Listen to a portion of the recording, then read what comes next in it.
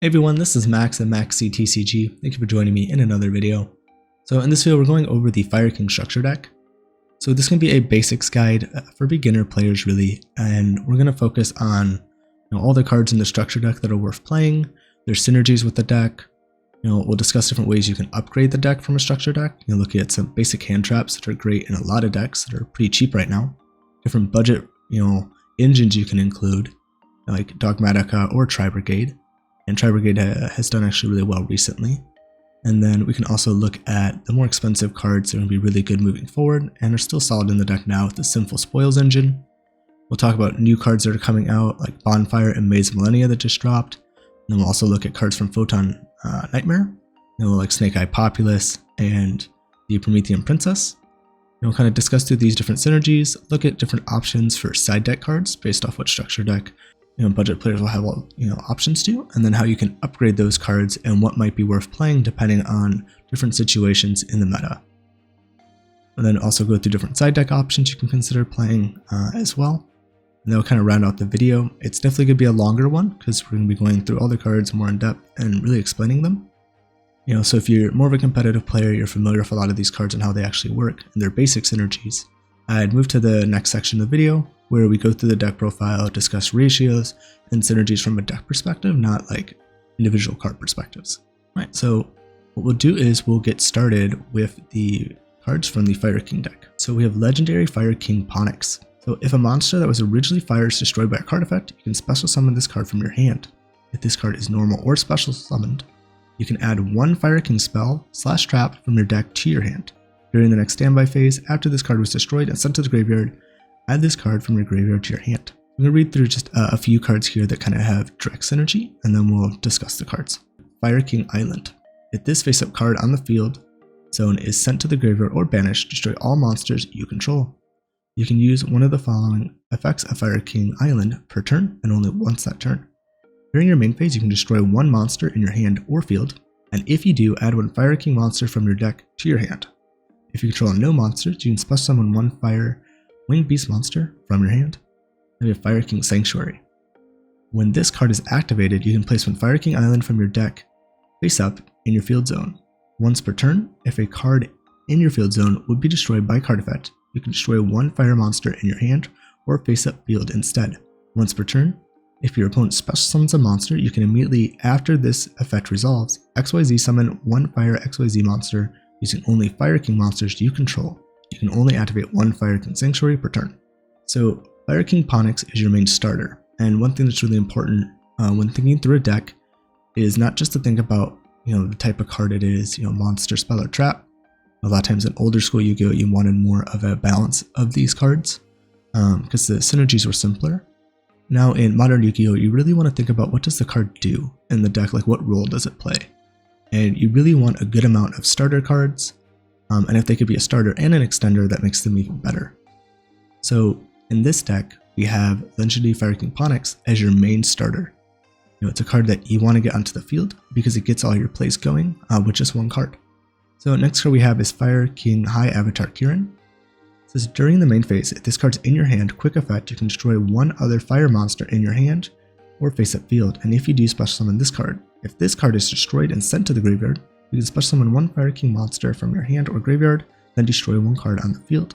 You can only use each effect of Fire King High Avatar Kirin once per turn. And we have Sacred Fire King Garunix. If your monster that was originally fire is destroyed by battle or card effect, you can special summon this card from your graveyard.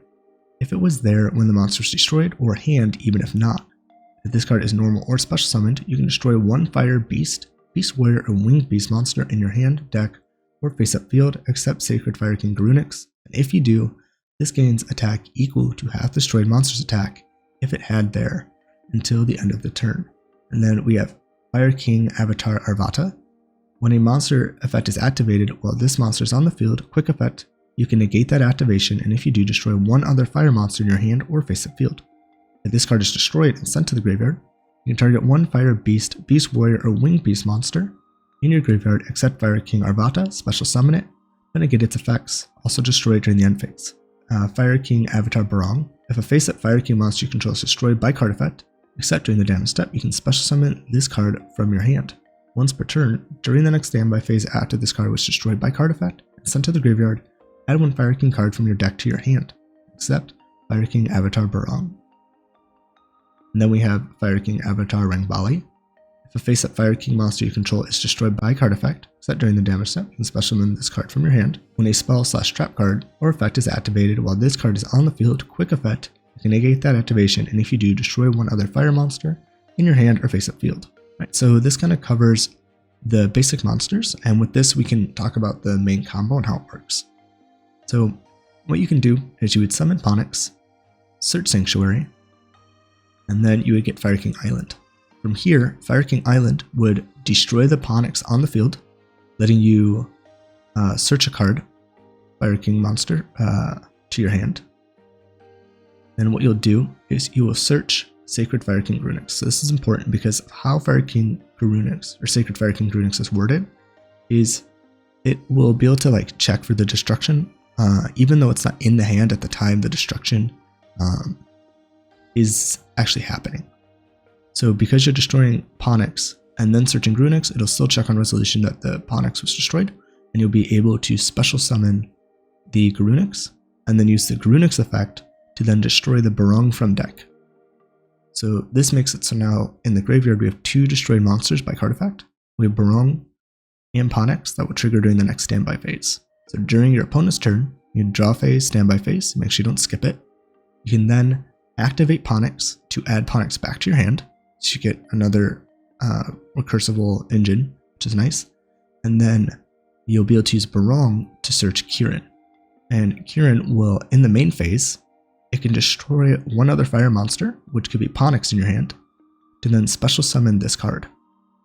So now, during your opponent's turn, you'll have Kirin and Sacred Fire King Garunix on your field, and you'll be able to, as soon as they special summon because of Sanctuary, you could go into Garunix Eternity, Hyang of the Fire Kings, and this card can do a board wipe, so we'll cover this card real quick. If this card is XYZ summoned, you can destroy all other monsters on the field, so that's something you can do on your opponent's turn at any point when they special summon, so it's a really good interruption. It says you can detach 1 material from this card, target 1 spell or trap card on the field, destroy it, and if you do, this card gains 500 attack, so good against back row, and making this card stronger. If this card is destroyed while it has material, you can special summon 1 Fire King monster from your graveyard up to the number of materials this card had. So this is also good synergy for doing OTKs and getting a lot of damage on board. So it's a really good card for the deck. So that'll kind of cover the basic kind of synergy with the combos and how they work. Now, a couple of things to point out that's really nice. Fire King High Avatar Kirin is a great card to have in hand. So let's say your opponent tries to, you summon Ponix and they try to use an targeted effect negation. They could try to use permanence, effect failure that are all pretty popular right now. You could then destroy Ponix, sending it to the graveyard, summoning Kirin, and that will make it so Ponix dodges that effect negation and you can get your engine going. So there are some really cool ways that you could actually get your deck going and even play around cards just with some of the basic structure deck cards that are in the deck. We also have really good cards with Fire King Arvata. This is a really great card for being able to negate hand traps. If your opponent has an Ash Blossom, effect failure, Nadir, if you're able to get Arvata onto the field before making any major plays, you can then destroy other fire cards you control to be able to negate those effects, which is really good. You also have Rangbali. It's similar to Arvata, but for spell and trap cards. But because Arvata can actually be used when setting up your plays, since your opponent's not really going to be able to use any spell or trap cards when you're going first, Rangbali is not as good, where Arvata is a lot stronger. And we could actually see this card getting cut as the deck evolves and we get newer cards from Phantom Nightmare. And even some people might not even be choosing to play it with more of the TCG Sinful Spoil cards as well. It's still not a bad card. I think it maybe be warranted to side decking if you don't want to play it in the main deck, but still an okay card. Right, so next we'll go over some of the other Fire King cards here. We have Circle of the Fire Kings. Target 1 fire monster you control and 1 fire monster in your graveyard. Destroy that monster you control, and if you do, special summon that other monster from your graveyard. So this can be a good card for a few reasons. One, it really helps with OTKing and putting a lot of pressure on board. So like we said with the Hyang of the Fire Kings, with this Garunix monster, you're able to summon more monsters back. So you can attack with this, with it already being stronger, destroy it, summon another Fire King monster from the graveyard, then also summon even more Fire King monsters due to Garunix and get a lot of damage on board. If you already have a fire monster in graveyard, you could also use this to dodge any targeting effect negation and kind of play around cards that way. But unfortunately, unless you have something already in the grave, you can't use it immediately, so it's not as good at dodging as Kirin would be. So still a pretty versatile card I think we could see being played as a one of even in most builds as the deck evolves. Next you have Fire King Skyburn. So target any equal number of Fire King monsters you control and cards your opponent controls. Destroy them.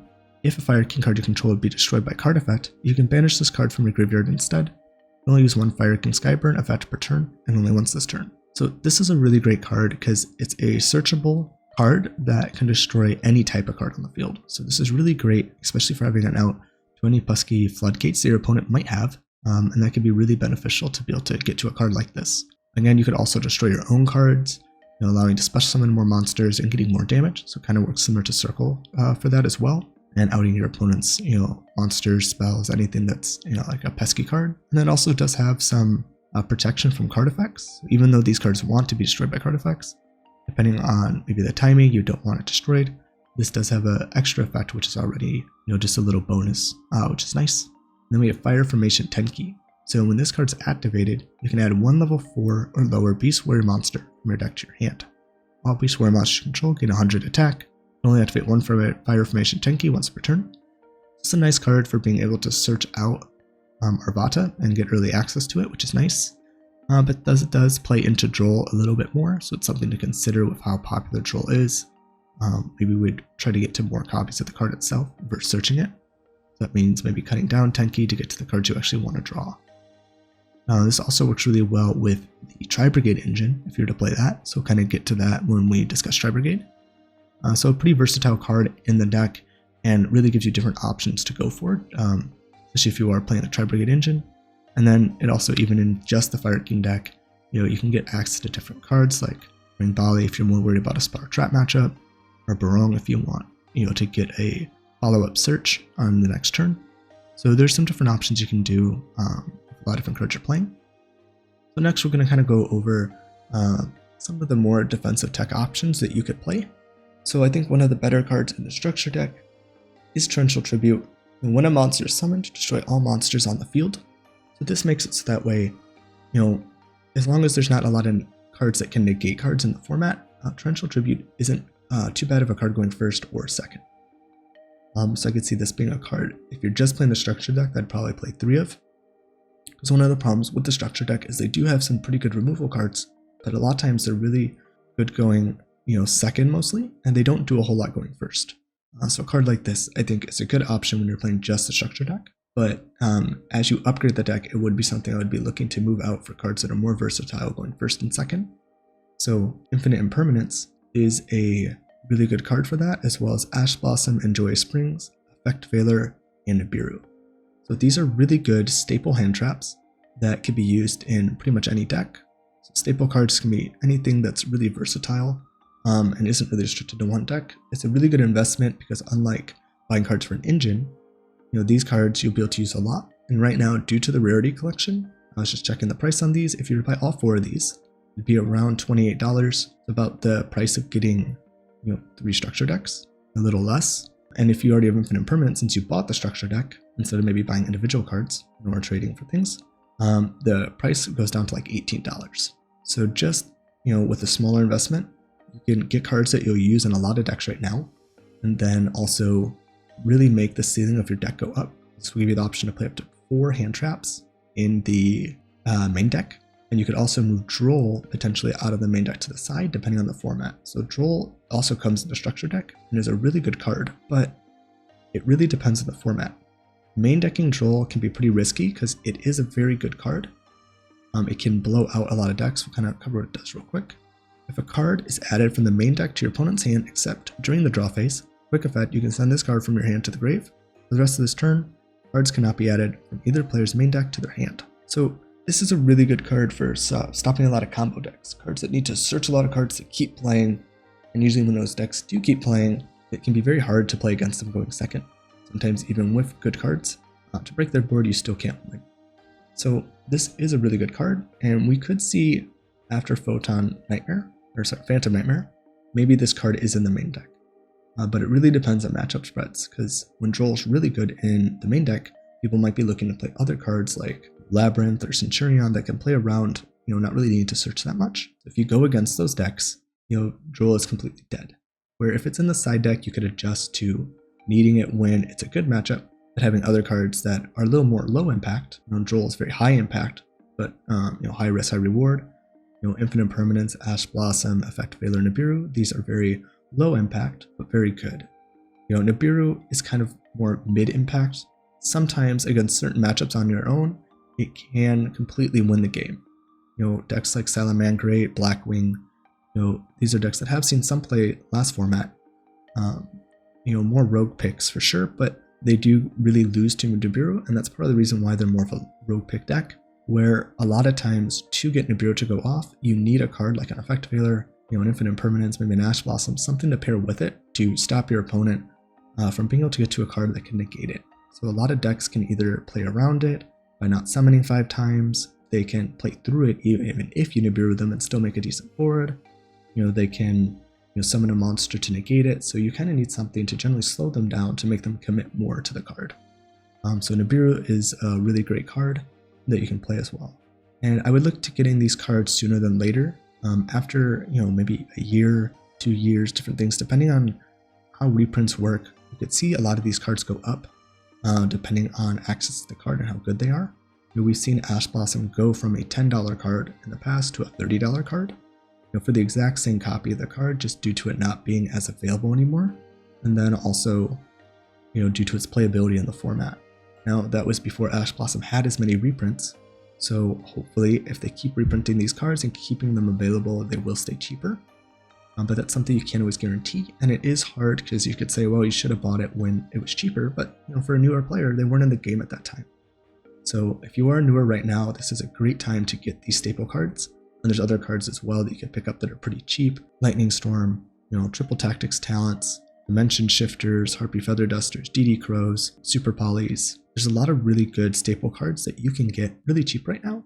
It'd be a really great way to boost your collection. All right, so those are kind of the budget alternative ways that I would increase the structure deck. Now, next we can go into the Dogmatika Engine. I think this is probably the cheaper of the 2 engines right now between Dogmatika and Tri-Brigade, but this engine is still good. Does have some benefits to it which are nice. I think is a little bit more straightforward on what it does. So we'll kind of jump into these. So we have Nadir's Servant. Send 1 monster from your extra deck to the grave, then add 1 Dogmatika monster or Fallen of Albaz from your deck or grave to your hand that has attack less than or equal to that set monster in the graveyard.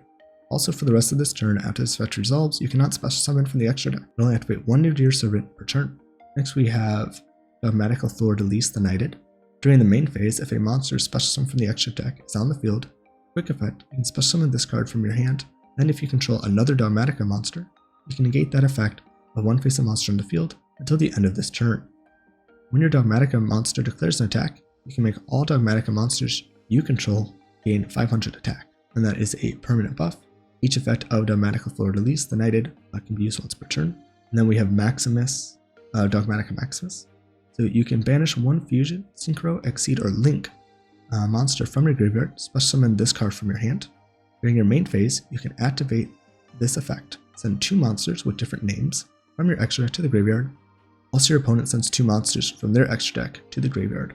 Also, you cannot special summon from the extra deck for the rest of this turn. You can only use each effect of Dogmatika Maximus once per turn. That covers the main deck cards for the Dogmatika Engine. And we'll go over a couple of the extra deck cards that are used in this combo. We have Garua, Wings of Resonant Life, 2 monsters with the same type and attribute but different names. Any battle damage your opponent takes from battles involving this card is doubled. If this card is sent to the graveyard, you draw 1 card. You can only use each effect of Garua, Wings of Resonant Life once per turn. Then we have Tatiniclad, the Ash Dragon. So this gains attack equal to the combined original levels of the monsters used for its fusion summon, times 100. After this card is fusion summoned, for the rest of this turn, it's unaffected by activated effects of any other monster special from the extra deck. During the end phase, if this card's in the graveyard because it was sent out this turn, you can add to your hand or special summon 1 Dogmatika monster or Fallen of Albaz from your deck. Next we have Tri-Brigade Shurg, the Ominous Omen. If this card is special summoned, or if another beast, beast warrior, or winged beast monster is special summoned to your field, you can banish 1 card on the field. If this card is sent to the graveyard, you can add 1 beast Beast Warrior or Winged Beast monster from your deck to your hand, whose level is less than or equal to the number of your banished Beast, Beast Warrior, or Winged Beast monsters. You can only use each effect to Tri-Brigade Sheriff Ominous Omen once per turn. So now we have covered most of the main cards you need for the Dogmatika Engine to work. Just as we discussed earlier how Ponix is a starter card for the deck. In the Nadir Servant deck, when you're playing this engine with Fire Kings, this actually counts as another way of getting to Ponix. So it gives you, instead of 3 starters, you now have 6.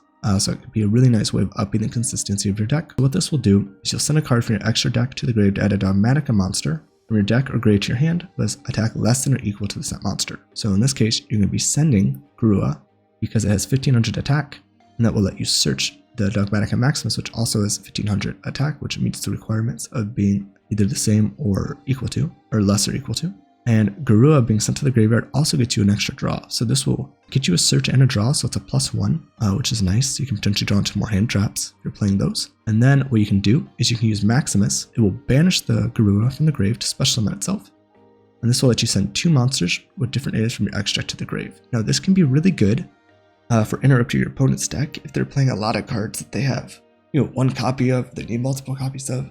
It can really mess up with their resources by being forced to send their extra deck cards to the graveyard. In our case, we're going to be playing cards that really benefit off being sent from the extra deck to the grave. We're going to be banking on the fact that this is going to hurt your opponent and help you. When these cards were heavily prepared for when they first came out, there are cards you can use to counter these cards. So, but in the case that, there's nothing good for them to send, they're just using resources, we will send the Titaniclad, and we're going to send the Ominous Omen. So what this will do is, because we banished a Winged Beast monster and Garunix, this will allow Omen to be able to search the Fire King Ponix, and the Titaniclad during the end phase will let you search the Fleur-de-Lis, the Knighted, or special summon it. So you can kind of choose what you want to do. This does have effect during the main phase. If it wants to special from the extra deck, you can special from this card. So if you want to potentially play around your opponent opening with an infinite impermanence on the Fleur-de-Lis, maybe you try to wait for your opponent to commit to the extra deck monsters to then summon this card, allowing your opponent not to be able to activate cards like infinite impermanence anymore, because they've already committed cards to the field. But if you want to have it on the field to maybe be able to negate stuff before they go into the extra deck to play around being able to summon this card, you can just special summon it out. So it kind of depends on your trade-off of what you're doing. But this will then give you an option to be able to negate a card on your opponent's turn, and then you'll also have the full Fire King combo. Because one thing with the Dogmatika cards is they are very strong, but because of that, they give you the restriction of not being able to use your extra deck for the rest of the turn. But the Fire King combo can set up an extra deck play without actually going into it. So the combo we talked about gets the 2 level 8s on the field, or at least in rotation to go onto the field, to then do a board nuke on your opponent's turn, and you're no longer extra deck locked at that point. So which is why this Dogmatika Engine has really good synergy with the Fire King cards. So this could be a really fun engine to play. Going second can also have a lot of really good targets that you can go into to help break your opponent's board. So it'll act as a starter card and a board breaking card. And so does Maximus, and as well. So there's some really nice synergy with these cards. Cards we can look into, we have Garunix. That's a very good card for being able to draw an extra card, maybe search into something else you're looking for. Omen, like we said, gets you the search if you already have banished Winged Beast monsters, which is nice. You can also look into some other cards, like Molong. This card is sent to the graveyard. You can target 1 face-up card your opponent controls, return to the hand. So it's a targeting bounce, non-destruction, which could be nice against Fire Kings. You have Entist. This card, when sent to the graveyard, lets you target 1 card on the field, destroy it, which is also really nice. And then you have, also have Mirologic Agitator. If this card sent to the graveyard, target 1 face-up card on the field, negate its effects to the end of the turn, so you have a targeting negate. So there are some different options that you could play in your extra deck, and with the Dogmatika Engine, I would focus on trying to have some of these cards in there so you have more utility. And they also work really well with another card that you could play, Ultimate Slayer. This card reads, your opponent cannot activate monster effects in response to this card's activation. Send 1 monster from your extra deck to the grave, and target 1 monster your opponent controls with the same type, Fusion, Synchro, Exceed, or Pendulum, or Link. Shuffle it into the deck. So this card kind of works similar to the Nadir Servant in that it could send a card from the extra deck to the grave, and you can get pluses off of this. But this card's really nice because, one, if your opponent summons cards like Baron to Floor, this card is a Omni Negate, It says once while face up on the field, when a card effect is activated, quick effect, you can negate that activation, and if you do, destroy that card. So there are different cards in the game. Barone, Barrel and Savage Dragon, also a way of negating cards on the field. So there's different monsters that your opponent can summon that can negate your cards. And this card kind of plays around it since they can't activate those cards. And then by sending, a card of the same type, you can end up shuffling that card into the deck and then getting a bonus effect. So that's why it's nice to have a mixture of cards, so you can end up hitting Fusion, Synchro, Exceed, or Links. So if you have Fusions, you can either draw or pop a card. If you have Garua and Entis. If you have a Synchro with Malong, you can end up returning a card to the hand, and then return the card to the deck with Slayer. If you have an Exceed card, you could return a card to the deck and then negate a card effect on the field. And if you have a Link, we can end up using Bucephalus. If this card's sent to the grave, you can send one Beast, Beast Warrior, or Winged Beast from your extra deck to the grave. So this lets you send the Garua, and then you can draw a card. This will return and then draw through sending these. So the Live Twin package that you can play does involve a brick, which is why I don't like it as much. You're forced to run this card. But what it would do is you can send their Link monster, Trouble Sunny. You can banish this card from your grave and send one Evil Twin monster from your hand, deck, or face-up field. Send one card on the field to the graveyard. So most people are playing Evil Twins, Kissy Kill, or Leela as kind of their target to send to the deck. So this does get you a shuffle from Ultimate Slayer and then a send with the other Link monster. So these can be nice options to consider, but again, they require more of a brick, where I like with this one, gets you an extra draw, and it's a little more consistent. So it just depends on which way you want to lean if you want to run the Ultimate Slayer. All right, so next we'll get into the Tri-Brigade cards. So we have Tri-Brigade Fractal, Tri-Brigade Kit, Tri-Brigade Nerval, and Tri-Brigade Karaz. So all these Tri-Brigade monsters kind of have a similar first effect, or not similar first effect, but similar effect that they all can do. Their first effects are all a little different. So the main effect that they all share, you can banish any number of Beast, Beast Warrior, or Winged Beast monsters in your grave, special summon one Beast, Beast Warrior, or Winged Beast Link monster from your extra deck with a Link rating equal to the number of banished. Also, you can only use Beast, Beast Warrior, Winged Beast monsters as Link material for the rest of this turn. So they all share this effect to be able to cheat out Beast Warrior, Beast, or Winged Beast monsters that are Link monsters in your extra deck. So if you're playing the Tri-Brigade Engine, you want to play a few targets for this that are helpful to have as utility as well as engine. And then they all kind of have their own loop that they cause. So Fractal can be sent from your hand to the grave, and this will make it so you can add or send one level 3 or lower Beast, Beast Warrior, or Winged Beast from your deck to the grave. So that will generally send Kit.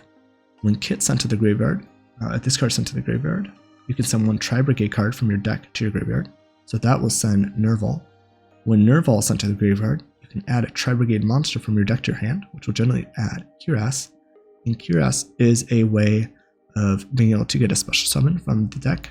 So this will make it so that way you can discard one other Beast, Beast Warrior, Winged Beast to special summon this card, which then lets you banish up to 2 or 3 Beast Warriors just from the Tri-Brigade cards that are in your grave, to then summon out a Link monster. So this can be really helpful for kind of getting this engine going.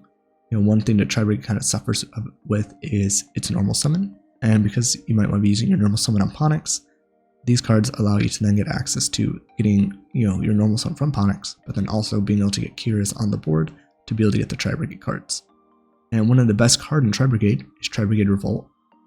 Let's special summon a number of your Beast, Beast Warrior, or Winged Beasts that are banished in or in your graveyard, negate their effects, then immediately after this effect resolves, Link summon one Tri-Brigade Link monster using only those monsters. You can activate one Tri-Brigade Revolt per turn. The reason why this card is so good is because of what it summons, and also how it works with summoning monsters back. So what we'll do is we'll go through all the cards that you could be playing for the Tri-Brigade package, as well as some utility cards. And we'll kind of discuss all those cards and why Tri-Brigade Revolt is really playable once you understand those cards. So we have first card, Tri-Brigade Arms Bucephalus. This really isn't used for its on-field effect due to how difficult it is to summon. It is a really good card if it was easier to play, but it's a Link 5 that needs 3+ Beast, Beast Warrior, or Winged Beast monsters. So you'd either need 5 of these total, or Link monsters that have at least 3 monsters on the field, and their Link ratings plus material would have to add up to 5. And it also can only be summoned if you have 3 or more Tri-Brigade spell traps in your grave, so you really need a dedicated Tri-Brigade deck to even consider summoning this, which makes it pretty difficult to play. Most of the time, it's really just used as a send target from the extra deck to send Garua or other beast or winged beast monsters. The main card of the deck is Tri-Brigade Shirig, the Ominous Omen. If this card is special summoned, or if another beast, winged beast, or beast warrior is special summoned to your field, you can banish one card on the field. So this is a non-targeting banish. So it means that because it doesn't say target a card, your opponent doesn't get to respond when you pick, because the card you banish is going to be on resolution. So they have to respond before you choose a target, which is nice, because if it was a targeted banish, they could potentially remove that target from the field. Where with now this card being summoned, no matter what they do, as long as they have a card on the field, you could still banish it. So it's a lot harder to play around. So you'll be able to summon this card off Revolt, getting a banish, which is nice. Next we have Tri-Brigade Bear Room, the Rampart Rampager. It says you can discard 2 cards, target one of your banished level 4 or lower beast, beast warrior, or winged beast monsters, special summon it. Gives you a way to extend, but at a pretty hefty cost of discarding 2 cards. If this card is sent to the graveyard, you can add 1 Tri-Brigade spell or trap from your deck to your hand. Then place 1 card from your hand on the bottom of the deck. Also, you cannot special summon for the rest of this turn, except Tri-Brigade monsters. You can only use each effect of Bear Room once per turn. So this is how you search Revolt, is by getting to Bear Room. And then we have Tri-Brigade Ferrigite, the Barren Blossom. So this is 2 beast, beast warrior, and winged beast monsters. It's only 2. During your main phase, you can special summon 1 level 4 or lower beast, beast warrior, or winged beast monster from your hand.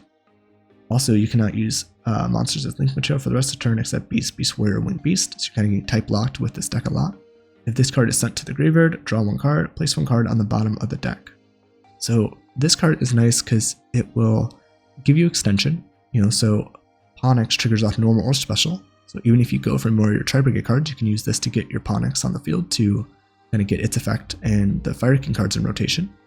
It also lets you, when sent to the graveyard, draw a card and put a card back. So it's not just a complete +1 in terms of drawing a new card, but it does let you kind of fix your hand a little bit, which can be really nice. So if you draw a card you don't want to draw, but you want to search, or you draw too many of the same card, you can put one of those back for a new card. So that's also really helpful. A couple other cards you can go into. We have Ancient Warrior Oaths Double Dragon Lords. So this is 2 beast warrior monsters, including an Ancient Warrior. So this is a card that we can't normally summon because we're not playing Ancient Warriors in the deck, but you can cheat this card out with the Tri-Brigade cards.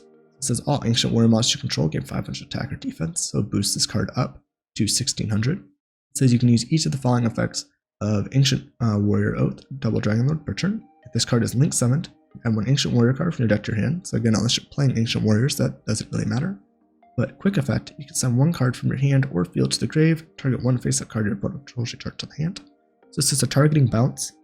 So in a format where Fire King is probably going to be pretty prominent going forward, especially after Phantom Nightmare, being able to remove your opponent's cards without destroying them is going to be really helpful. And this also works really well with Tenki in the Tri-Brigade deck, because of the fact that you can send Tenki to the grave for Double Dragon Lords after already using its search effect. It's a little nice synergy there. We also have the Desperate Doom Eagle. So it gains 2400 attack while your opponent has no monsters in their grave, so it's going to get pretty big, but that's going to be kind of a harder condition to hit generally. And quick effect, you can target 1 monster in your opponent's grave, shuffle it into the deck. So this is also nice against Tri-Brigade, or against Fire King, because they might be waiting on cards to trigger. So like if their Ponix was destroyed and in the graveyard, you could shuffle it back into the deck so it doesn't add back to hand, so they lose that resource loop. Wrong's in the graveyard and they're waiting for a search. You can shuffle that back into the deck, so it can't trigger. You can shuffle Garunixes into the deck, so those can't be summoned back. So there's a lot of really nice things that you can shuffle back into the deck, so that way they don't get their graveyard effects. So another really good card that you can cheat out, banishing 3 cards, for the Tri-Brigade effects. You also have Scareclaw Lightheart. So the effect on this card, we'll read through it, but it doesn't really matter in this deck. It says for this card's link summon, you can only use monsters in your main monster zone as material. If this card is link summoned, in the extra monster zone, add 1 primitive planet, rank Phobia, from your deck to your hand. If you control via the Starfrost, you can special summon this card from your graveyard. So the main thing that this is used for is that it's a link 1 Beast Warrior monster. So this lets you go with any of your Tri-Brigade cards, as long as you have 1 Beast Warrior in the grave, you can banish it, summon this, and then link into one of your other Tri-Brigade cards. So it just makes it a little bit easier to get your plays going by having this as an option. So that pretty much covers Tri-Brigade cards. One of the synergies to point out with Revolt is when Revolt summons the cards back from the banished or graveyard. If you summon back from the banished, you'll get those cards back to the graveyard to be able to banish again, which is nice for a resource game.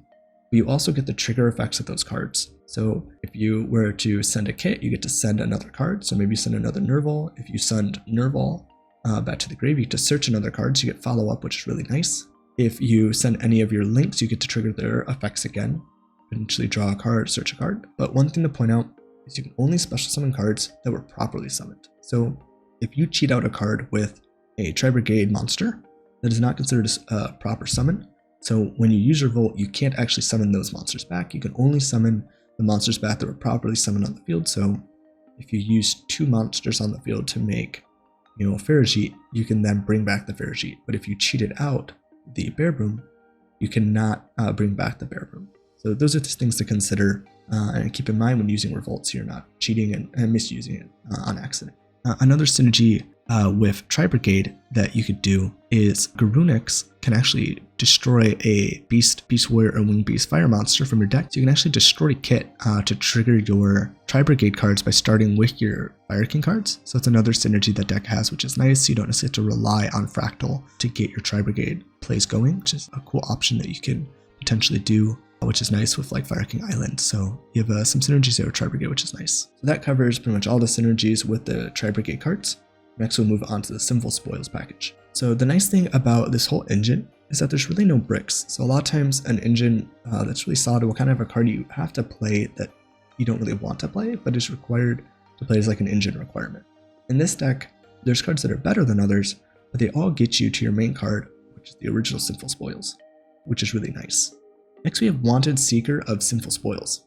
So this card says add 1 Diabellstar monster from your deck or grave to your hand. During your main phase, you can banish this card from your grave, target one of your Sinful Spoils spell or traps that are banished or in your graveyard. Accept Wanted Seeker of the Sinful Spoils, place it on the bottom of the deck, draw a card. So this lets you search a card and then also gain back a resource, which is nice because this engine requires you to send cards to kind of get going, so it makes up for the loss of cards, which is great. Then you have Diabellstar, the Black Witch. You can special summon this card from your hand by sending 1 card from your hand or field to the grave.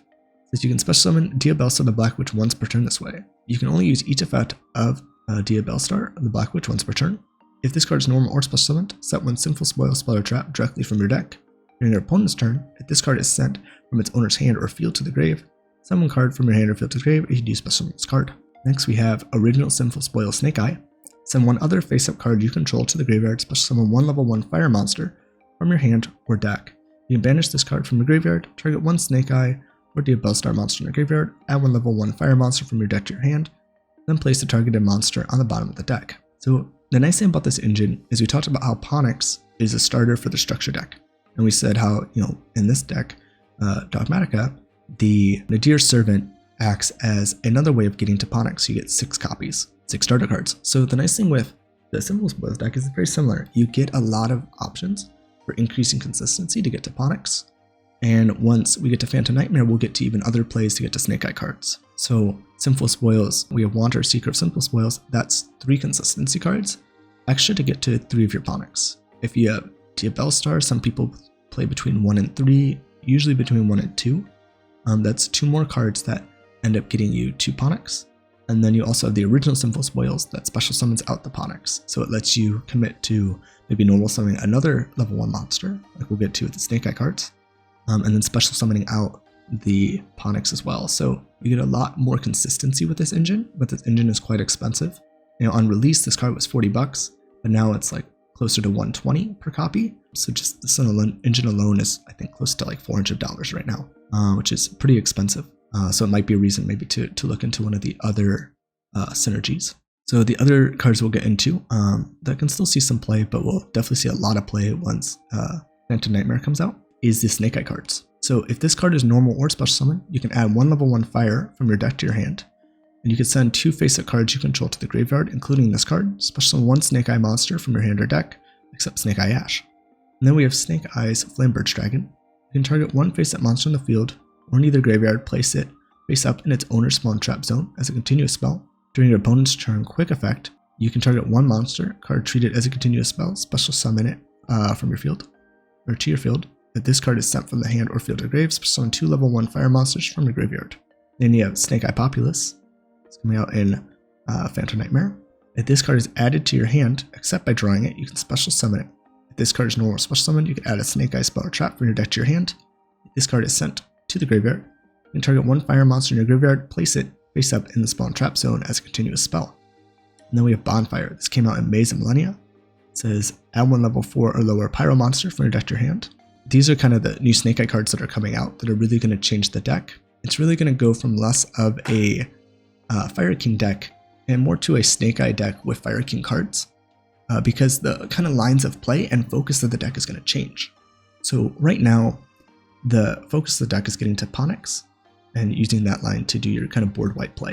But once we get to Nightmare, the focus is really going to be to get to Ash, because when Ash is summoned, you can search a level 1 fire monster, so you can add Populus to hand. Populus special summons itself, and then Populus will then get to add a Snake Eye card, so you can go for the original Sinful Spoils Snake Eye, which is nice to get more plays going. And then when this card is sent to the grave, you can link it off like a Link Karibo. It summons itself back in the spawn trap zone, and then Snake Eye Ash can then send the Populus on itself to the grave to get Flamebird's Dragon. So you can make a lot of really interesting plays with just this engine. We'll go more in depth in the combos, but that's kind of a little bit of the synergy and how it works.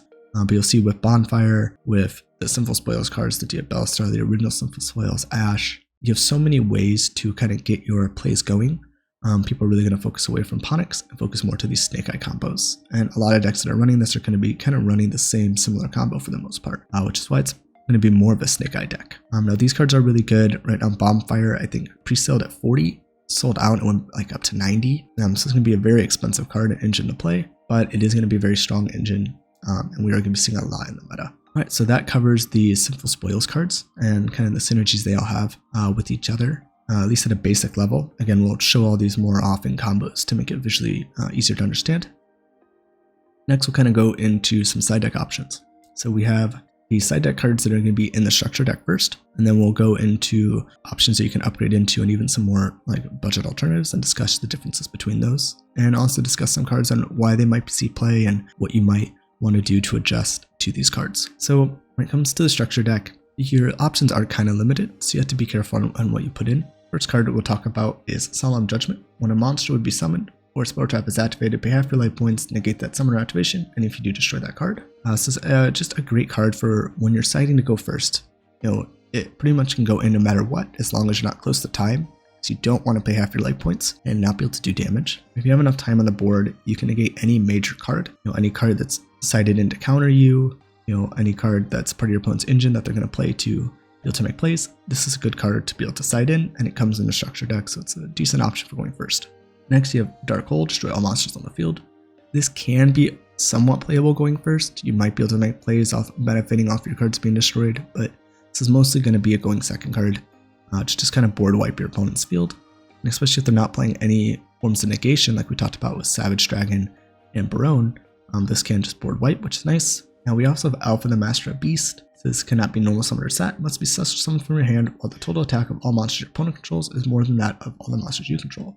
Target any number of beasts, beast warrior, or winged beast monsters you control, return them to the hand, and return face up monsters your opponent controls to the hand equal to the number of cards. Return to the hand. Also rest this turn. Alpha Master Beast control cannot attack directly. You can only use each effect of Alpha the Master Beast once per turn.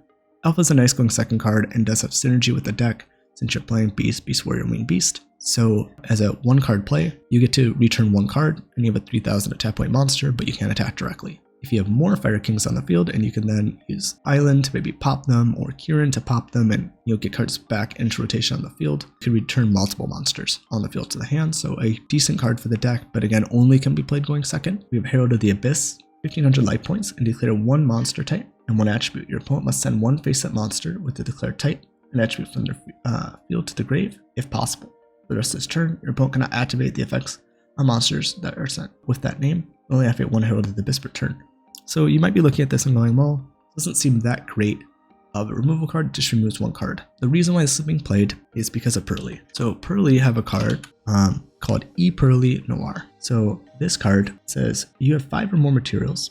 This card is unaffected by your opponent's activated effects while it has these materials attached to it. Now it does also have an effect where you can detach 2 materials from this card to target one card your opponent controls or in the grave, placed on the bottom of the deck. So that can be a nice counter to some of your graveyard cards that might be waiting to trigger to come back, like Ponix or Brong. But by using this effect, they have to remove materials, and as long as they stay over 5, this card's unaffected. So Herald of the Abyss is a nice way to get rid of this card. Now, you might be like, well, why? Because it's unaffected. But wording is very important. It affects the player and not the card. So the player actually has to choose the card they send, and if the only card they have is Purrely Noir, they have to send it to the graveyard. Now, with the Purrely setup, without going too in depth, there are ways for them to recover resources and make plays, so it's not an auto win card, but is a way of removing an unaffected monster that's pretty good. They could also play around this card though, because if they play a quick play spell to summon this Purrely, they'll have 2 monsters of the same attribute and type, and they could send this instead of the Purrely Noir. So it's not a complete out, but it is a good card that you can play. And if you combine this with cards like Thrust, which did just get a reprint, so it's a little cheaper than it was, you could end up searching this card if they use an effect, and then use that to out the Purrely Noir. So it's something to keep in mind as a good removal card that could be good against a solid deck in the format that you have access to in your structure deck, which is nice. And if you have Thrust, you could access to other cards, including this, to have more versatility. So next we have Onslaught of the Fire Kings. This would be a nice card if it didn't have the requirement to that your opponent controls a monster, and that's it. So that unfortunately makes this card really not that great. It says if only your opponent controls a monster, special one from Fire Beast, Beast Warrior, or Wing Beast from your deck, but its effects are negated and destroyed during the end phase, it would just be like a somewhat of an emergency teleport. It's a card we reference for cards that summon from the deck, but unfortunately the effects are negated and destroyed. But with Fire Kings, that's not as big of a deal that the card's destroyed. This would just be a nice extension card. For the structure deck, I think you could side it going second to have more ways to get to cards and make some plays. You'll maybe get a level 8 out plus one you already have to be able to make the Exceed monster. So it's okay, but I would definitely look to replace this with better cards as you upgrade the deck. And then we have Fencing Fire Ferret. The reason I have this card in is because it can let you win in time. If this card is destroyed and sent to the graveyard, target one face-up monster your opponent controls, destroy that target, and if you do, inflict 500 damage to your opponent. So this will let you potentially win in time if they have a monster on the field. You can get some burn damage in. It works with Onslaught, it works with Garunix, it works with Fire King Island if you destroy it from hand. So it is just an option to consider with the structure deck. So we have Dogaron, the Mad Flame Kaiju. Now the main reason this is used is that you can special summon this card from your hand to your opponent's field in attack position by attributing a monster they control. So this is another way of outing any problematic card. A Barone that negates a card, or Borrowed Savage, any boss monster. This also outs the Purrely Noir because it's just tributing it as a summoning mechanic. So that does not mean that its unaffected effect will work for that. But again, the Purrely deck has a lot of ways to recur resources when their card's removed from the field. So that does make this card something that you'd probably want to kill your opponent that turn. But it's a good general fire removal option for any card. So very cheap and decent card to add in. Kind of get into some cards you can start upgrading with and move away from the structure deck for side deck cards. We have XYZ Encore, so it's a little more specific of a removal card, but it works really well in the deck. So it says target one face-up Exceed monster your opponent controls that has XYZ materials, detach all XYZ monsters from it. If you do, return it to the extra deck. And if there's a monster card in the graveyard among those detached XYZ materials, special summon as many of those monsters as possible from the graveyard to your opponent's side of the field in face-up defense position. Their levels are reduced by 1 on the field, and card effects cannot be activated in response to this card's activation. So this is another way of removing the Purrely Noir. It's kind of similar to Herald of the Abyss, but instead of affecting the player, it affects the materials. And Purrely Noir does not protect its materials, it only protects itself as a card. So this can remove all the materials from the card and return the Purrely monster. They're still going to get some resources back, but it's a good card for that.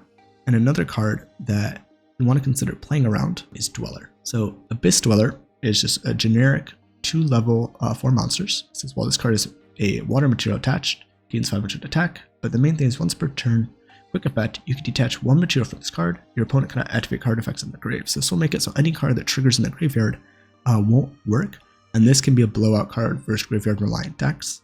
It has come in and out of formats in the past and will also be good against Fire Kings. So what's nice about XYZ Encore is as turn player, you'll get priority to activate the first card in the draw phase.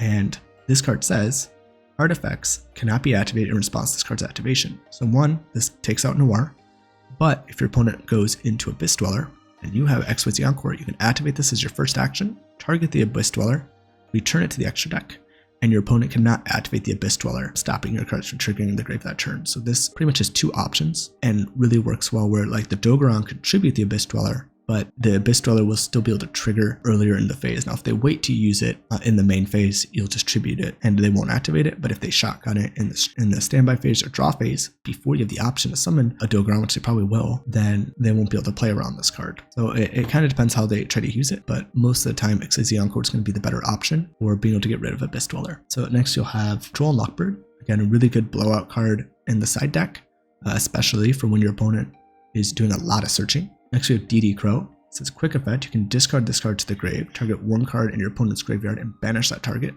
This is good for anything that has, a graveyard targeting effect they're trying to reborn or use. This is a great way to remove it. It's also an older card, so it's not a once per turn. So drawing multiple copies of this card versus an Ash Blossom means it can be used. You can use both copies. The same thing with Effect Veiler, similar thing. You can use both copies. So this is a really good card. And if we are seeing a lot of DD Crow being played in the, in the side deck or even main deck, you might want to consider having multiple copies of cards. So during Photon Nightmare, some lists in the OCG in Japan that already have these cards have been playing Garunix at 1. And it makes sense from an efficiency standpoint. But if we're seeing a lot of DD Crow, you might want to make sure that some of these cards have at least multiple copies. So at least 2 Garunix. So depending on what's seeing play, we might play multiple copies of this, and you might play 2 Garunix anyway. I don't think it's wrong. It's just deck building preference and what you're considering when building. Next we have Harpy's Feather Duster. Destroy all spawn trap cards your opponent controls. A really nice blowout versus Fire Kings as well. Sanctuary can only activate when special summon a monster, so this will allow you to wipe the field, but Sanctuary does have a protection effect where field spell would be destroyed by card effect. You can destroy one fire monster in your hand or field instead. So this card will be able to get rid of the Sanctuary, but they'll be able to protect the Fire King Island and then destroy a card triggering effects. So generally a really good mass blowout card, but might not be the best card versus Fire Kings. We also have Lightning Storm. It says if you control no face-up cards, activate one of the effects, destroy all attack position monsters your opponent controls, destroy all spawn trap cards your opponent controls. Kind of like a dual option card that you can either go against the attack position monsters or the spawn trap. So it has that versatility, but it has the restriction of no face-up cards. So a lot of times you need to use it right away in your games or somehow set your monsters or remove them from the field to be able to use it. But again, with the protection from destruction, these types of cards may not be as used this format. You want to look towards like Cosmic Cyclone, which is pay 1,000 life points, target a spell or trap on the field, banish it. So this can go after the Fire King Island or the Sanctuary, which is nice. It can also be used going second to just hit the Sanctuary so they can't special summon the Garunix, Eternity, Hyang, or the Fire Kings. So another really good option for spawn trap removal. And if Cosmic Cyclone is being played, you might want to definitely look into playing multiple Sanctuary, because some people are considering cutting Sanctuary down to 1 just due to how many ways there is to access Ponix moving forward with the Sinful Spoils Engine. So another thing to consider, maybe you play 2 instead of 1, or play 2/2. It just kind of depends. Next we have Triple Tactics Talent. So this is a really great card for going first or second. We're playing a lot of hand traps, which this format before was playing, and it looks like we're probably playing a lot of hand traps this format as well. This is a really great way of being able to counter your opponent trying to stop you. Now I like 3 of the cards on this effect, but one of them I think is a little bit unfair, and we might see this card eventually get hit because of it, either limited or banned or semi-limited. Something will probably happen to this card in the future. If your opponent activates a monster effect during the main phase, activate one of these effects, draw 2 cards. So if this is honestly the worst effect that people use, because that means if they're using the draw 2, that means they probably don't have a playable hand and they're trying to get into better cards. Take control of an opponent's monster until the end phase. It's a great way of taking an XYZ monster and making a Zeus on top. We'll go over this card when we get there. Or just any monster to use for link material. You could do a lot for removing different monsters from your opponent's field. And then using those monsters so you don't have to give them back at the end phase. You can look at your opponent's hand and choose 1 card to shuffle into the deck. This is the best card on the effect by far for going first. The take effect is probably the best for going second. So this card, if your opponent hand traps you, you can then play Talons, as long as it's a monster hand trap, and look at your opponent's hand. You can remove another hand trap out of the hand if you want to keep playing and that would have stopped you. You can remove a starter card from their hands, they won't have a way to play. You remove a board breaker card so they can't counter you going second. Plus, the big thing that this does is it lets you gain access to your opponent's hand. So you'll know all the cards in their hand besides what they draw for turn, which will give you really good knowledge of how to play around their hand. So if you have a negate and you're not sure what to use it on, do they have a follow-up, you'll most likely know that if they have the follow-up or not. So the fact that you get hand knowledge with this card is what makes this card really good. And you really, it kind of sucks that going second, trying to stop your opponent from playing, which is objectively more unfair than going first, or going second, since it's so much easier to play going first, you do get punished if they talents you. Next, you have Called by the Grave. It says target a monster in your opponent's graveyard, banish it, and if you do, until the end phase of the next turn, its effects are negated, as well as activated effects and effects on the field with the same original name. So this can be good going first and second. It kind of depends on the deck. For the most part, this is used going first when trying to play around hand traps. They try to ash you can negate it. They try to dimension shifter you can negate that card. Now, going second against Fire Kings, you're playing a mirror match. This actually isn't too bad because you can negate the Barong and banish it so it can't search the Kirin to summon itself on the field during your turn. You can negate the Ponix, which will make it so even on the following turn, they can't use it even if they get another copy. Plus, it won't go to hand, but they will get the Kirin search. They do the Barong Ponix search during the standby phase. So if they have another fire monster, they could still get to that board wipe. So you're kind of betting on the fact that they don't have an extra monster to trigger, but could be good longer term. So there are some times in which this can be good going second, but ideally it's mostly used for going first and stopping hand traps. Next we have Bell. So Bell's kind of similar to Ash Blossom. It has 3 really good effects. If your opponent tries to add a card from grave to hand or extra deck. If they try to special summon a monster card from the graveyard, if they try to banish cards from the graveyard. If they try to do any of these things, you can negate that. So if they're trying to special summon from the grave, that can be really useful to negate and stop. So this, I think we could see having more play this format. It's also really good against Labyrinth for stopping Big Welcome. And Labyrinth is getting transaction rollback, which is a really good card for the strategy. So we might see that becoming more of a popular pick right now because that came out with Bonfire and Maze of Millennia, just this week. So this might be a card you might want to play in the side deck to hit 2 pretty good matchups, and can also work against Purrely depending on how things are set up. And it does have some pretty good utility, but unlike Ash Blossom, it's a little more specific, not generally main decked unless it's a lot of cards. So most likely to be side decked. And then we have Dimension Shifter. This is generally a blowout card in any deck that can run it against graveyard decks. If you have no cards in your graveyard, quick effect, you can send this card from your hand to the grave until the end of the turn, and any card sent to this graveyard is banished instead. So some decks can kind of play under this, and they'll play it even if it hurts them because it hurts their opponent more. Other decks can completely abuse this card, sometimes even cycling the card back to the hand to then use again because they have no cards in the grave to stop banishing for 2 more turns. So a really good card if you can play it, and we'll see eventually if this card ever gets hit. A really good way of stopping a lot of the graveyard focus decks. We have Soul Release. Target to 5 cards in the graveyard, banish them. So this is a card that's seeing play in the OCG right now that we will probably see play once Phantom Nightmare comes out, because a lot of the Fire King Snake Eye combos, their board is in their graveyard. So by banishing a bunch of these cards, you really remove their follow-up and a lot of their plays. You also have Gravekeeper's Inscription. To start the main phase, 1. Apply one of these effects till the end of your opponent's turn. Neither player can activate card effects in the grave. Neither player can banish cards from the grave, and neither player can special summon monsters from the grave. So again, another way of just saying, as a monster card, it's pretty much an Abyss Dweller, where you can say neither player can activate card effects in the graveyard as you're starting play in the main phase. And that can help turn off some of the cards that people are going to be playing. So something good to consider. You also have Pot of Prosperity. Banish 3 to 6 cards of your choice from your extra deck face down for this turn. After it dissolves, any battle damage taken is halved.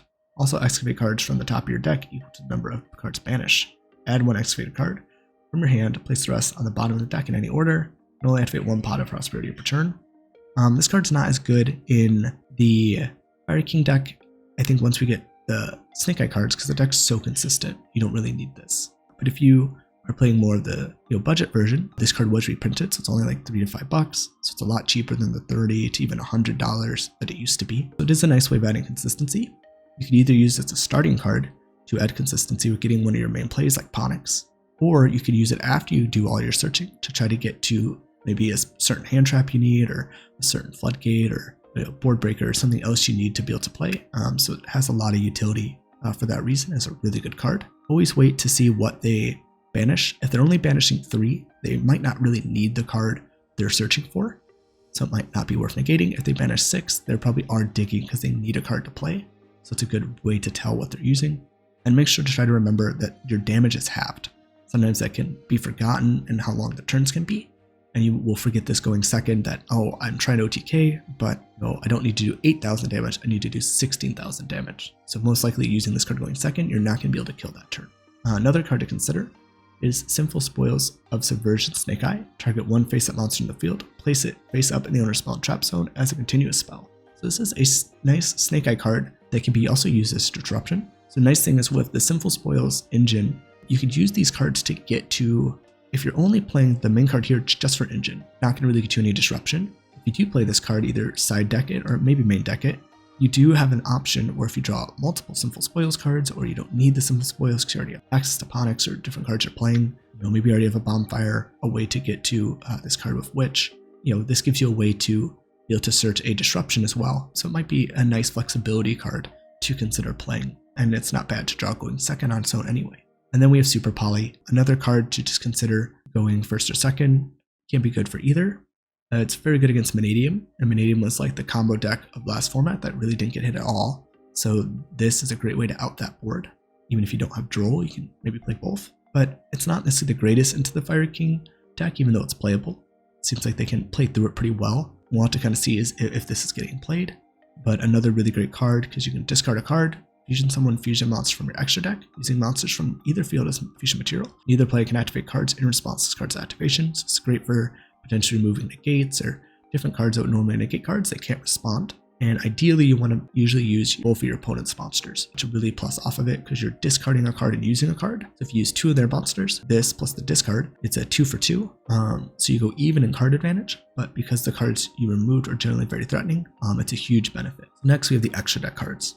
We have Super Slayer Typhon Sky Crisis, more or less considered an extra deck staple at this point. Was cheaper, I think around $10 on pre-sale release, now I think closer to 20. During the turn, or turn after your opponent special summons 2 or more monsters from the extra deck, you can XYZ summon this card by using one monster you control with the highest attack, your choice of Tide, transfer its materials to this card, and if you do, you cannot normal summon or special summon for the rest of this turn. While this card is Exceed summoned, monster is on the field, neither player can activate effects with 3,000 or more attack. Once per turn, you can detach one material from this card, return one monster from the field to the hand. This is a nice card for going second, because it does have a pretty heavy restriction that once you use it, your turn's pretty much over, but it gives you a way to counter your opponent's board. And a lot of the monsters in the game that have negates are 3,000 or more attack, so by summoning this card, just by summoning any monster, you now threaten being able to turn off all those cards, making just even the summon of a monster threatening. Plus, you can use its effect to detach at least one card, because you'll have to have one material from the summon, and that can then bounce one of those cards, so it's no longer a threat on the field. So just a really solid card, and a really great way to kind of push through your opponent's board and give you maybe one last push to break through it, and then those 3,000 attack point monsters still can't activate their effects, which is really nice.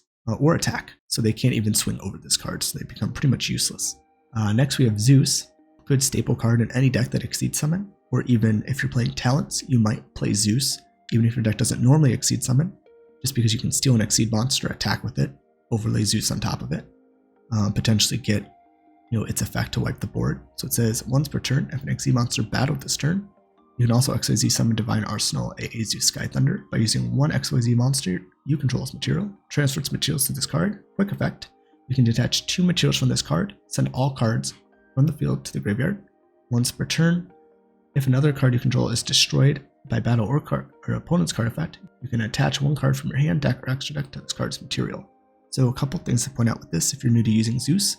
The word battled is very specific. That means the monster has to successfully have attacked. If they do something to make it where your monster can't attack, it doesn't count as battled. The other thing too is the quick effect to detach is not once per turn or per chain. So if you have 4 materials under Zeus, you can use its effect to board wipe. And even if they have like an infinite impermanence or maybe an effect failure if the timing triggers for that card, you can then detach again to board wipe a second time. So you can either have multiple board wipes that they have to try to play through, or even play through board wiping their board even if they have an effect negation. So really nice card. We have Slacker Magician. It's pretty much just used to make 2 level 1 monsters into a monster that can't be destroyed by battle, so you can go into Zeus. And then Downer Magician can be overlaid on Slacker Magician. So what's nice is, 2 level 1s make Slacker Magician, and then you attack, it doesn't get destroyed, you take some damage, you overlay Downered, that will give 4 materials total. And so then when you overlay Zeus, you have a 4 material Zeus that can double board wipe. You have All Mirage, nice way of just getting a normal monster off the field, and can be useful for making lines to go into Decode Talker Heat Soul. Link Karibo, another really useful card, especially with the Populus when that comes out, to be able to remove it from the field to put it in the spawn trap zone. Again, another dark link monster that can be used to make Heat Soul, since Heat Soul makes 2 Cyber monster different attributes. So a lot of times people use like All Mirage and AP, or Link Karibo and Sunlight Wolf. The effects are important, but so is the just monsters innate type. This also can be nice because opponent's monster declares an attack, you can tribute it, change that monster's attack to 0 to the end of the turn, so you can make it so you don't take damage. Also, if this card's in your grave, quick effect, you can tribute 1 level 1 monster, special summon this card. So this is nice for being able to target effect negation. So if later in the duel, if you try to summon a Ponix to search again, you can use Karibo to tribute it to dodge maybe an infinite permanence or an effect veiler. Hita, the Fire Charmer Ablaze. This is going to be really good this format due to being able to summon fire monsters. So because fire is going to be so popular, it's going to be very easy to get cards out of your opponent's grave. And if you're in a mirror match, you can even use your opponent's cards to start your plays. So it says 2 monsters, including a fire monster. You target 1 fire monster in your opponent's graveyard, special summon it to your zone, discard points to. If this link summon card is destroyed by battle or is destroyed by an opponent's card effect while it's in its owner's monster zone, add 1 fire monster with 1500 or less defense from your deck to your hand. So the main thing this is used for is link climbing, but you can also trigger your opponent's effects, which could be nice. And most people are going to use this to go into Promethean Princess, so we'll just cover this here. It's 2+ effect monsters, and it's a link 3. You cannot special monsters except fire, so you really want to use this in a fire-focused deck. You can only use each of the following effects for Promethean Princess. Store flames once per turn. During your main phase, you can special summon 1 fire monster from your graveyard. If a monster is special summoned to your opponent's field while this card's in your graveyard, you can target 1 fire monster you control and 1 monster your opponent controls, destroy them, and if you do special summon this card. So this card is really good for multiple reasons. 1, it is an extender, so Hita can summon a fire monster from your opponent's grave.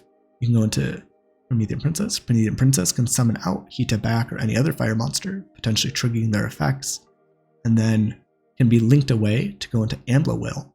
And we'll go over Ambler Whale in a second. And then on your opponent's turn, if you try to special summon, you could bring Promethean Princess back, destroying one of their cards, and like the Ambler Whale or another monster, for example. And then if they don't get rid of the Promethean Princess on your turn, you have extension play again. So it's going to be a really good card when it comes out in Phantom Nightmare. So the next card we'll go over in relation to the Promethean Princess is Amphibious Swarmship Ambler Whale.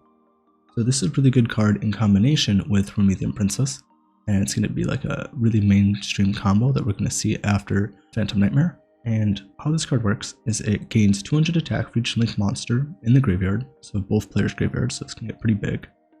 So you can only use each of the following effects of Amphibious Swarmship Ambler Whale once per turn. If this card is destroyed, you can target 1 link 3 or lower monster in either graveyard, special summon it. If a link 3 or lower monster on the field is destroyed by battle or card effect while this card is in your graveyard, banish this card from your graveyard to destroy 1 card on the field. So I think unlike other decks that are fire decks that are going to be utilizing the Promethean Princess, the Ambler Whale actually has pretty good synergy with Fire Kings due to their ability to destroy this card. So they're not going to be reliant on just using Princess to destroy it. One of the main things you can do is just when your opponent summons a monster, you can then trigger, or special summons a monster, you can then trigger Promethean Princess in the grave, and you can target your Ambler Whale and one of their monsters, destroying it. And then when Promethean Princess is summoned, you can then summon a link 3 or lower monster from your grave. But you gotta realize if you're using Princess for this, Princess is going to be on the field and that is going to be locking you into fires. So cards you'd be able to summon out this deck would be like Sunlight Wolf if that's in the graveyard, Pit Knight Early if that's in the graveyard, Hita if you use that to make the Ambler Whale. So you'd be stuck into fire links. If you were to use Kirin to pop Ambler Whale, you could then special summon like IP Masquerena back. This is a cool effect to link summon on the opponent's turn. We'll go over that card in a minute. And that could be another way to get an interesting interruption before type locking yourself into fire. And if you were to use like Kirin for this example, that would still leave a fire on field for Princess to use later. So it's different things to consider with this card. It's really nice. And then you also get the bonus of if a link 3 or lower is destroyed, you get to banish this to pop a card, which is really nice. And that is a non-targeting destruction. Another card that we can go over is Pit Knight Early. So I think this could be a nice card for helping play through Nibiru. I believe the combo for this summons on the 5th summon, so they could technically Nibiru you. But one thing that's nice about this card is that it recurs itself during the end phase. So it says here, when a monster this card points to activates its effect, quick effect, you can target one effect monster your opponent controls until the end of this turn. Change its attack to 0, also negate its effect. During the end phase, if this card is in the graveyard because it's destroyed by battle or card effect, and sent there this turn, you can summon this card. So this card's nice because it's a Fire Link 2 you can bring back off Ambler Well. It's also a card that will recur itself when you destroy it with cards like the Fire King Island. So it has nice synergy there. It does help where, if your opponent waits to Nibiru you longer into the field, you can destroy this card with Fire King Island, meaning it'll come back during the end phase. So worst case situation, at the very least, have a way to have a fire on field to use Princess if they summon a monster. So that's helpful for that. In a worst case situation, the deck's very grindy, so it should still be able to do okay if they can't kill you that turn. And it also has synergies with being able to be summoned off Ambler Well to a zone that you can have it like connecting to another monster. That way, if it's linked, when that monster uses its effect, you can also then make it so that way you can negate a monster's effect and change its attack to 0. Now, the way the effect negation works is it's not going to work on monsters that trigger on summon, but if your opponent summons a monster, you can then activate an effect and target that monster, make its attack 0, and then negate its effect. So it'll only work on ignition effects that your opponent's using. If it's trigger effect that's happening like on summon, it's not going to be able to actually activate. But still making a monster 0, it can be helpful for your opponent not being able to do as big of a push. So I think it's a really cool card that should be played, especially post Phantom Nightmare. And we have IP Masquerena.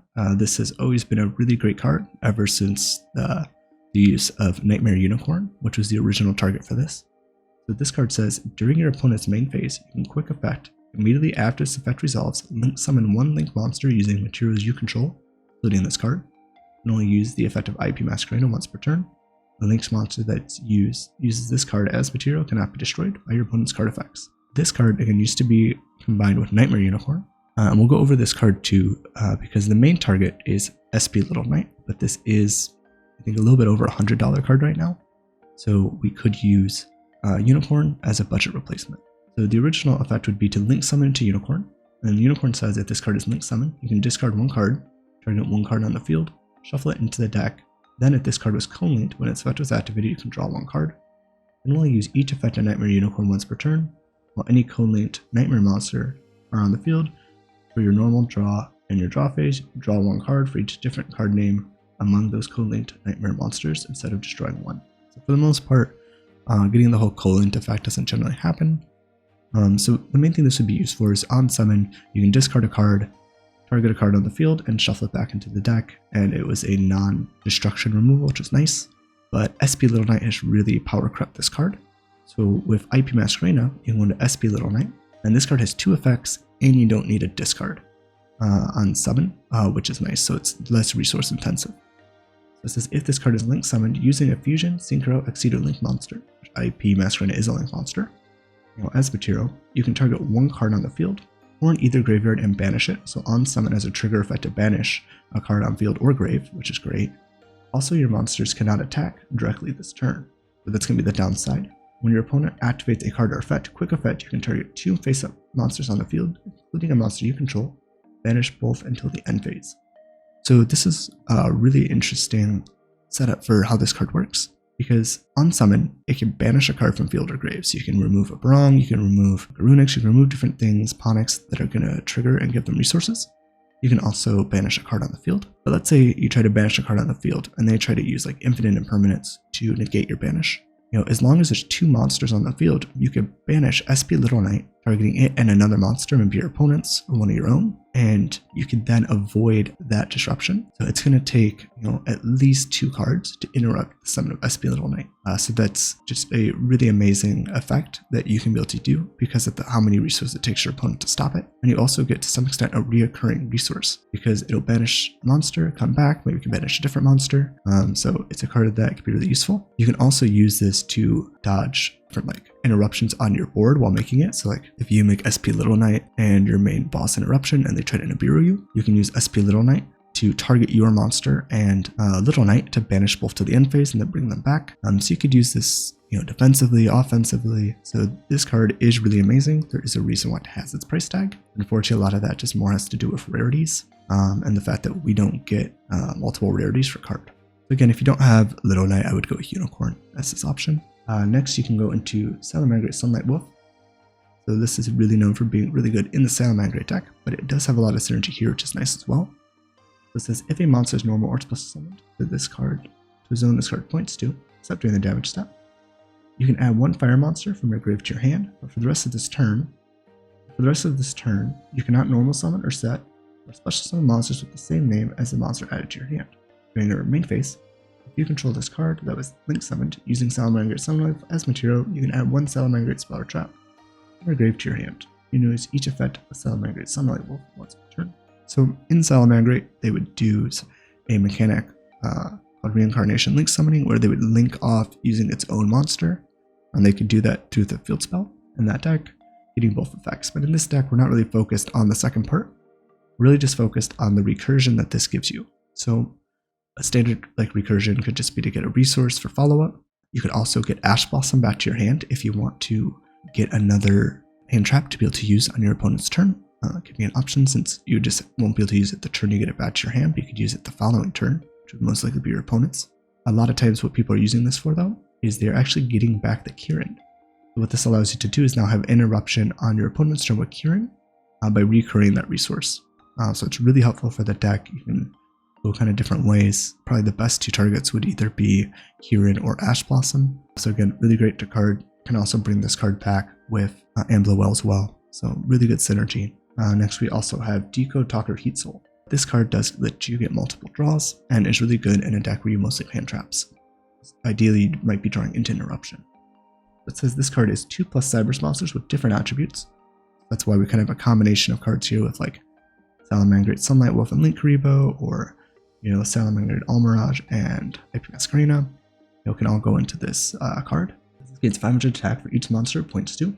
It can get decently big, over 3,000 if you have 2 monsters it's pointing to, or even higher if you can get the link zone it's pointing to on your opponent's field to have a monster in it as well. It'd get 1,500 attack total. This quick effect, you can pay 1,000 life points, draw 1 card. Then if your life points are 2,000 less, you can apply this effect, banish this card from the field, and if you do, special summon link 3 or lower Cyberse monster from your extra deck, except Decode Talker Heat Soul. In a Code Talker deck, that second effect might be useful, but generally what people are using it for is that you can pay 1,000 life points on your turn, draw a card, and then during the draw phase of your opponent's turn, you can pay another 1,000 to draw another card. Now it's important to do this in the draw phase on your opponent's turn, because that way you can play around Droll and Lockbird, because you'll be adding a card from deck to hand, and if you do it during the draw phase, they can't use Droll. Ideally, that's 2 cards that you would get, and ideally, if some of those cards are hand traps, you might be able to kind of keep your board alive for the following turn where you could ideally win the duel. Another card I think to consider playing is Underworld Goddess of the Closed World. I always like having this card as a comfort pick in my deck if I can use it, and it also works nicely with having IP Masquerena, because you could IP Masquerena into Goddess if you have enough materials on your opponent's turn, which is a nice play. But the main thing Goddess is used for is it's a way to out unaffected monsters that your opponent might be playing. Now, the big one in this deck is Noir that we looked at earlier. This card can use Noir as link material to be able to summon it. Now, one thing that's nice with with Underworld Goddess that you don't get with Herald of the Abyss or Exquisite Encore is a card you don't have to draw. You don't have to rely on the luck of RNG to be able to get this card on the field. But the hard thing with it is it's a link 5, 4+ effect monsters. To summon this card, your opponent has one of the monsters, so it says you can also use 1 monster your opponent controls as link material to summon this card. That means that you're going to need 4 monsters on your side of the field, plus 1 monster on your opponent's, that equals 4. and that would be 5 materials total. And the lowest you can go would be if that monster your opponent has as a link 2, or you have a link 2, then you could use 3 monsters total on your side of the field, and then 1 link 2 your opponent controls, or 1 monster your opponent controls, as long as there's a link 2 involved. That would give you the 4 materials, and the link 2 would count as 2 towards that 5 total rating. And it says, if this card is link summoned, you can negate the effect of all face-up monsters on your opponent currently controls. So that could be a nice way to get interruption with IP. You could remove a troublesome monster from the field, while also negating all the other monsters in the field. And it says this link summon card is unaffected by your opponent's activated effects unless they target. So a little bit of a kind of weird protection effect, since a lot of cards do target, but that could come up. And it says once per turn when your opponent activates a card or effect that includes special summoning a monster from the grave, quick effect, you can negate the activation. So again, this doesn't destroy, so that's nice. If you can negate a Fire King card trying to special summon from the grave, you're not going to trigger its effect, it'll just negate it. So you do get a lot out of this card, being able to remove a monster from their field, potentially negate the effect of all face-up monsters your opponent currently controls, and that's a permanent negation, and then also potentially get a special summon negation out of the graveyard. Plus it has 3000 attack. So overall, very solid card. I definitely like playing this, especially in formats where there are unaffected monsters that you want to remove. But I could see this potentially being compatible if you feel like, I don't know, especially your Purrely matchup is fine, and you might be playing Exiled Encore or other cards. So a couple cards that are from the structure deck here. We have Coach King Giant Trainer. 3 level 8 monsters. You can detach 1 material from this card, draw 1 card, and reveal it. Then, if it was a monster, inflict 800 damage to your opponents. You cannot conduct the battle phase the turn you activate this effect. You can only use this effect of Coach King Giant Trainer up to thrice per turn. That means you could use this up to 3 times to draw 3 cards, and potentially burn your opponent for 2400 life points. It is a really good card, especially in decks that can summon multiple level 8s, but I think that is going to be quite hard to do in Fire Kings. Ideally, you'll probably only ever have 2. And I think part of the reason they did this is because this was an expensive card used in Dark World. I think maybe one other deck at the most, but generally Dark World. And just due to that, it was a nice place to give it a reprint, and it kind of makes sense with its potentially being able to be used in Fire Kings. But ideally, this would be a card I would look to replace as I get other options as I upgrade the Fire King deck. The next card would be Diamond Direwolf. 2 level 4 monsters. Once per turn, you can detach 1 material from this card. Target a beast, beast warrior, or winged beast you control, and 1 other card on the field, destroy them. To be an iconic, rank 4 staple when it came out. Just being able to pop other cards. Ideally, sometimes you just pop itself, worst case situation, and the card your opponent controls. But also in this deck, you could pop other cards, triggering your Fire King effects, destroying cards on the field. Pretty slow effect, and doesn't give you the most value, unfortunately. But at least it does have some synergy in this deck, so again, another card I would look to replace as you upgrade the extra deck. Another card to consider that is pretty cheap due to reprints, especially from the Rarity Collection, is Dingirsu, the Orcust of the Evening Star. A great card in Orcust, but also can be used in any deck that can summon 2 level 8s. It says you can only special summon 1 Dingirsu, the Orcust Evening Star, once per turn. You can also exceed summon this card by using an Orcust Link monster you control as material. If cards you control would be destroyed by battle or card effect, you can banish 1 material from this card instead. If this card is special summoned, you activate 1 of these effects. Summon card your opponent controls to the grave. Attach 1 of your banished machine monsters to this card. Attach 1 of your banished machine monsters to this card as material. So the main reason people use this card is that it's a non-targeting send to the graveyard, so it doesn't destroy and it doesn't target. This was great against cards like Dragoon and other cards that have targeting protection. Pretty easy to summon, and you also get the protection from destruction effects. If your opponent tries to use like Harpy's Feather Duster, you can stop that destruction. If they try to destroy 1 of your monsters in battle, you can protect it. So decent card and a nice pickup since it's very cheap, I think under $1 for sure. And then we have Relinquished Anima. This can be another option if you don't want to play Link Karibo, since it does give you a kind of way to force an interrupt. So this card says it takes 1 level 1 monster, so it works with Ponix or any of the Snake Eye cards. As you can target 1 face-up monster this card points to, equip that face-up monster to this card. You can use this effect of Relinquished Anima once per turn. This gains attack equal to equipped monsters. So this can be nice if your opponent summons monsters in front of the extra monster zones. That's going to be column 2 and 4. If they summon anything into those zones, you can just link Ponix into that and try to steal that card. It could be nice if your opponent's not paying attention to their zone placement. And you could potentially absorb 1 of those monsters or bait in a gate before going into something else. If you do use Ponix for that though, it would be sending it to the graveyard without destruction, so you're not going to recur it during the standby phase, so it's something to think about. Another card to consider is Populus, Bow of the Goddess, which is nice rank 4 monster that can negate monster effects. So it says here 2+ monsters with different names. It says you can only control one Populus, Bow of the Goddess. The original attack of this card becomes 800 times the number of link materials used for its summon. Once per chain, when your opponent activates a monster effect, you can make this card lose exactly 800 attack, and if you do, negate that activation. And one thing to point out with Goddess, a lot of times people would want to summon her with 4 monsters, giving her 3200 attack, making her harder to deal with.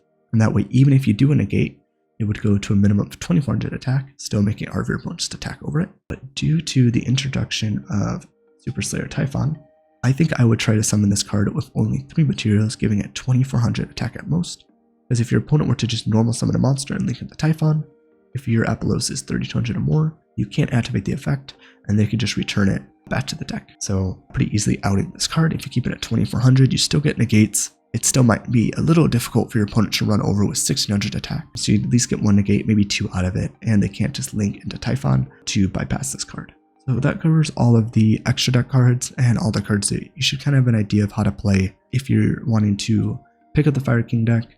And this covers different routes, so once you understand this as a beginner player, you'll have a really good understanding of the deck and the different engines you could potentially play. In the next video, what we're going to do is, now that hopefully all the players that are new to the deck are really caught up on the different engines and how they work, we'll look at the different decks and discuss how they work from a deck perspective, not an individual card perspective. Look at ratios, talk about the synergies a little bit more, and then after that, we'll do a combo video showing you all the different combos that the different engines can do, an idea of how the deck actually plays. And then from there, we'll cover the side deck patterns.